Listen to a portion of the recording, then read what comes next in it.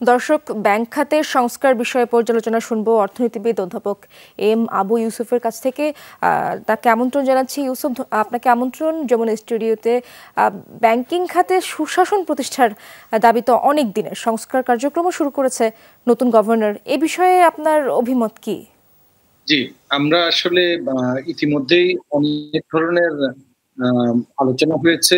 অর্থনৈতিক যে চিত্র, এর মধ্যে যে কয়টা চ্যালেঞ্জ আছে আমাদের ম্যাক্রো ইকোনমিক স্ট্যাবিলিটির জন্য, তার মধ্যে একটি জায়গা হচ্ছে ব্যাংকিং খাতের যে বিশৃঙ্খলা এবং সেটাকে কিভাবে সুশাসনের মধ্যে আনা যায়, ট্রান্সপারেন্সি, অ্যাকাউন্টেবিলিটি কিভাবে নিশ্চিত করা যায়।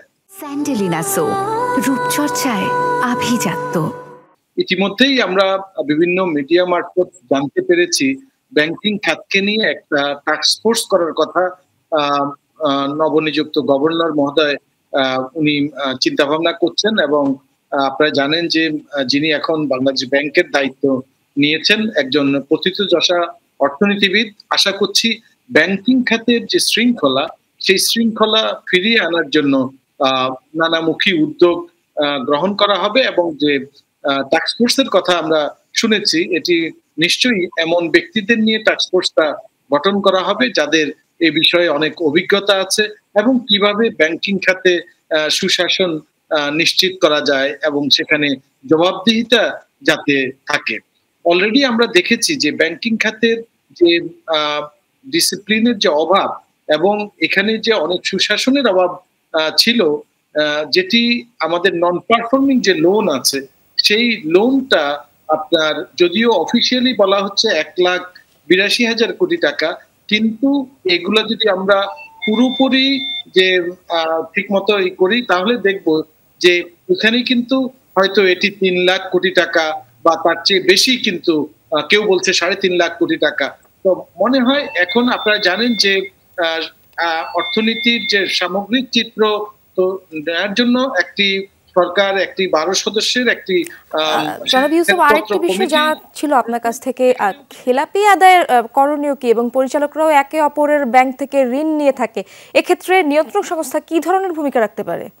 আসলে আপনাকে উৎসে আসলে বিষয়টা দেখতে হবে যে যেই পরিমাণ ঋণ এখন আছে এটি কিন্তু উদ্বেগজনক, অর্থাৎ খেলাপি ঋণ যে পরিমাণ আছে, তাহলে এটি যদি কমাতে হয়, ঋণ যখন বিতরণ হয় তখনই কিন্তু এটা যে ঋণটা আমি দিচ্ছি সেই ব্যাংকিং যে প্রতিষ্ঠানগুলো আছে, ব্যাংকিং এমন নন ব্যাংকিং যে প্রতিষ্ঠানগুলো আছে, তারা যাতে এখানে যে সুশাসনের যে বিষয়টা যদি নিশ্চিত করা হয় এবং যাদেরকে ঋণটা দেয়া হচ্ছে সেই দেওয়ার ক্ষেত্রে যাতে যাচাই বাছাই করে যারা ক্রেডিবল তাদেরকেই যদি দেয়া হয়, অর্থাৎ উৎসে আপনাকে চিহ্নিত করতে হবে যে ঋণ দেওয়ার ক্ষেত্রে। তো সেটি যদি আমরা করতে পারি তাহলে কিন্তু পরবর্তীতে এবং যে বোর্ডগুলো আছে যারা ঋণ অনুমোদন করেন, সেখানেও কিন্তু যারা দায়িত্বশীল, যারা রেসপন্সিভ, যারা অনেক এই বিষয়ে অভিজ্ঞ, তাদেরকে নিয়ে যদি বোর্ডটা গঠন করা হয়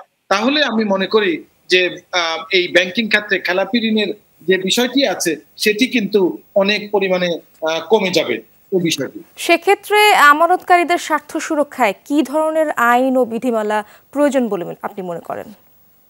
জি, আমানতকারীদের সুরক্ষা অবশ্যই, কারণ ব্যাংকিং খাতে যখন আমানতকারীরা দেখে যে কোন ব্যাংকে সে তার আমানতটা রাখবে, সেটি আসলে তখন আমি মনে করি যে ব্যাংকিং গুলোর যদি একটা, যদিও এখনো র্যাঙ্কিং আছে, কিন্তু অনেক ক্ষেত্রেই বিভিন্ন র্যাঙ্কিং এর ক্ষেত্রে বা বিভিন্ন ইন্ডিকেটরের ক্ষেত্রে সেটি যাতে অতীতে কি হয়েছে বা ভবিষ্যতে যাতে সেটি একটা ইন্ডিপেন্ডেন্ট একটা র্যাঙ্কিং থাকে, অর্থাৎ তার কি পরিমাণ এনপিএল আছে, তার বোর্ডে কারা আছে, তাদের ক্রেডিবিলিটি, তার ক্যাটাগরাইজেশন, এগুলো দেখে যাতে আমানতকারীরা তাদের নিজেদেরও কিন্তু এক ধরনের দায়িত্বশীল ভূমিকা পালন করতে হবে যে আমি যে ব্যাংকটিকে রাখছি আসলে এই ব্যাংকটিতে কি ধরনের গভর্নেন্স আছে, কারা এই ব্যাংকের দায়িত্বে আছে, সেগুলো যদি করে এবং একটা ক্রেডিবল বোর্ড যদি থাকে ব্যাংকের মধ্যে, যারা জবাবদিহিতার মধ্যে থাকবে, যারা ট্রান্সপারেন্সিটা নিশ্চিত করবে, সেরকম যদি হয়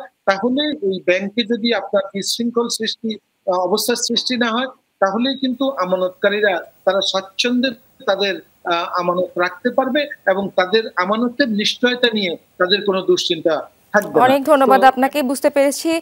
অনেক ধন্যবাদ আমাদের সাথে যুক্ত হওয়ার জন্য।